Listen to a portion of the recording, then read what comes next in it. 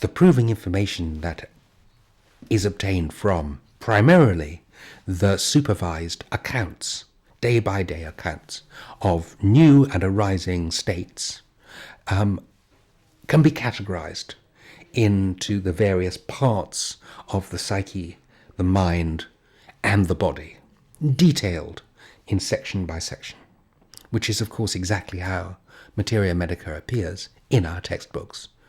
So typically you'll have an overview, followed by changes in symptoms of mind and emotions, followed by changes in symptoms associated with the perceptions, followed by areas in the body and organs in the body, and ending with general statements about changes and what we call modalities, which are changes in our susceptibility to external and environmental factors like times of the day, or temperature, or climate, etc. So all of this information from the proving is reduced down into these subdivisions where it appears in our books. Which is a work, clearly, of some considerable time and dedication.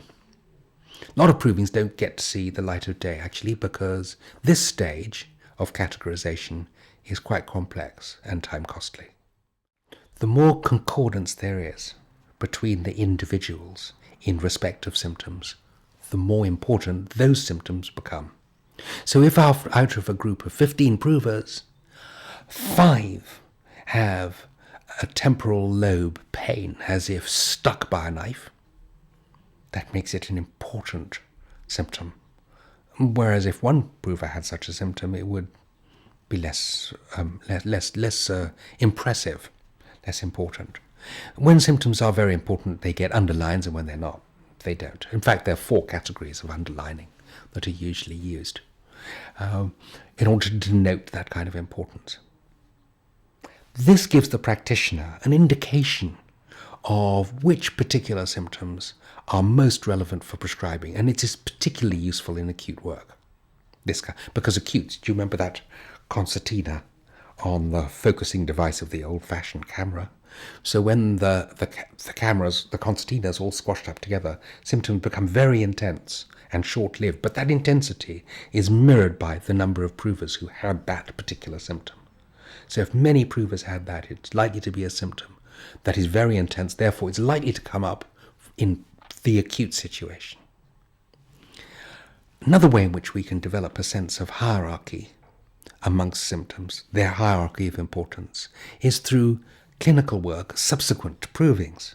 In other words, we have clinical experience of using a particular remedy, and it immediately lets us know which symptoms in particular changed and how. And so that then feeds back into our understanding of remedy. So those that were proved 100, 150 years ago and have been in clinical usage for that time have got very well developed pictures. We call them pictures. And they become like characters in a book, in a play, with distinctive personalities and features and appearance, and therefore so easily recognizable because of that. The person walks in the room, starts talking, and you think, oh, this person is like this remedy, because we know it so well.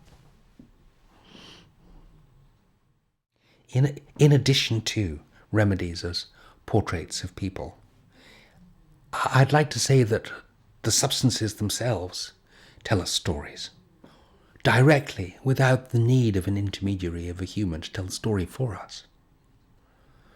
And that's the story that's told by the substance itself, by the way in which it behaves, by the way in which it is in nature.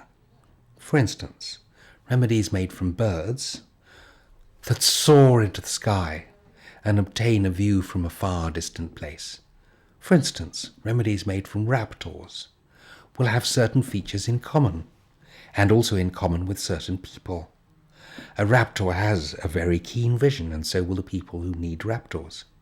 Also, they might have disturbances of vision.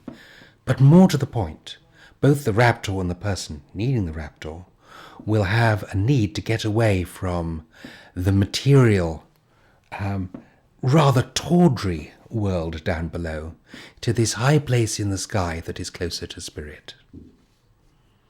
This is particularly obvious in a remedy like eagle, which, as you may or may not know, the American Indians regarded as being an intermediary between the spirit world and our world, because they could soar from the one and land in the other. So this mythology, if you will, around eagle enters into the eagle remedy at its very essence. This has sometimes been called knowledge of remedies through the doctrine of signatures. The doctrine of signatures was said to be an understanding that the beneficent creator of the universe himself put a stamp on each individual medicinal substance whereby it could be recognized by those who are awake to see it.